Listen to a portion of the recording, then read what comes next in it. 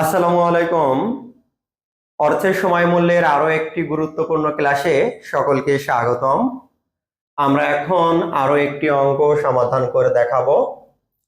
Sabrina HSC পরীক্ষায় GPA 5 পেয়েছে। HSC পরীক্ষায় জিপিএ 5 পেয়েছে। তার বাবা তাকে 1 লক্ষ টাকা পুরস্কার হিসাবে দেওয়ার সিদ্ধান্ত নেয়। তাহলে তার বাবা যখন সিদ্ধান্ত নিয়েছে 1 লক্ষ টাকা দিবে, তাহলে বর্তমানে যদি দিয়ে থাকে তাহলে এর মানটা কিন্তু প্রেজেন্ট ভ্যালু হবে। তার বাবা তাকে অর্থ গ্রহণ করার দুইটি বিকল্প প্রস্তাব দেয়। বিকল্প দুটির মধ্যে বিকল্প 1, সে 5 বছর যাবত প্রতি বছরের শুরুতে, দেখো শুরুতে বলা আছে, শুরুতে 10,000 টাকা, 15,000 টাকা, 20,000 টাকা, 25,000 টাকা ও 30,000 টাকা পাবে। বিকল্প 1 এর ভবিষ্যৎ মূল্য নির্ণয় করো। তোমাদের এই টাইপের অঙ্ক কিন্তু আমরা সমস্যা 1 এ সমাধান করেছিলাম। মনে আছে কি? লক্ষ্য করো, প্রেজেন্ট ভ্যালু 1 লিখবো, 1 plus I to the power, প্রথমে যেহেতু শুরুতে আসে তাহলে n লিখতে হয়। এরপর present value to 1 plus I, n থেকে 1 মানে 1 বাদ দিতে হবে, 1 বছর পার হচ্ছে 1 বাদ। এরপর present value 3, 1 plus I, n এর থেকে এখন 2 বাদ, প্লাস আমাদের মোট 5 বার আছে, তাই তো? প্রেজেন্ট ভ্যালু 4, 1 প্লাস আই, এখন n এর থেকে আমাদের 3 বাদ, প্রেজেন্ট ভ্যালু 5, 1 প্লাস আই, এখন n এর থেকে আমাদের 4 বাদ।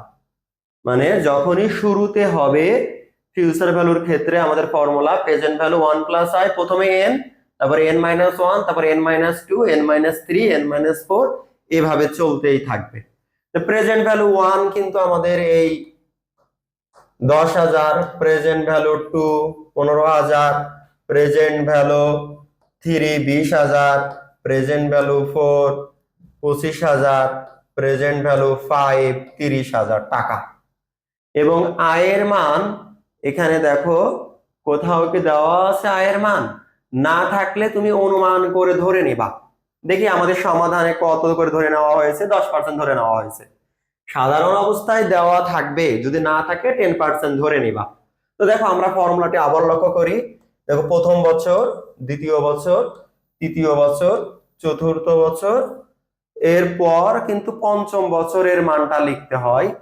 যদিও এখানে লেখে নাই, আমরা লিখে দিই present value 5, 1 plus I to the power n-4, এটা পঞ্চম বছরের।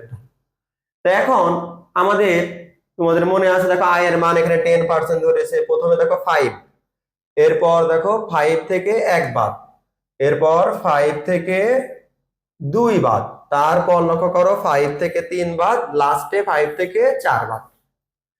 এই যে বাদ দিল, আর প্রথমে টাকা ছিল 10,000, 15,000, 20,000, 25,000, 30,000, টাকাগুলো সিরিয়ালি বসাইলো। এখন দেখো 1.8n যোগ করে মান হয়েছে, সবগুলো যোগ করে মান হয়েছে। আর এই যে বিয়োগ ফল, প্রথমে 5 ছিল, এরপর লক্ষ্য করো n-1 মানে 5 থেকে 1 বাদ দিলে 4 হলো, এভাবে বিয়োগ করে করে বসানো হয়েছে। এখন লক্ষ্য করো ভাইয়া, এই মানটা পাওয়ার করে 10-এর সাথে গুণ, আবার এই মানটা পাওয়ার করে 15,000-এর সাথে গুণ, এই মানটা পাওয়ার করে 20,000-এর সাথে গুণ, এই মানটা পাওয়ার করে 25,000-এর সাথে গুণ, এই মানটা পাওয়ার করে 30,000-এর সাথে গুণ করে যোগ করে যে মানটা পেয়েছি, এই মানটাই আমাদের কি? ভবিষ্যৎ মূল্য। এই মানটাই আমাদের ভবিষ্যৎ মূল্য, মানে প্রতি বছরের শুরুতে যা জমা করেছি 5 বছর পরে একবারে এই মানটা হয়েছে। তা আশা করি বুঝেছো। এরপরও যদি সমস্যা হয় অবশ্যই আমাকে জানাবা। ইনশাল্লাহ দেখা হবে আগামী কোনো ক্লাসে। আসসালামু আলাইকুম।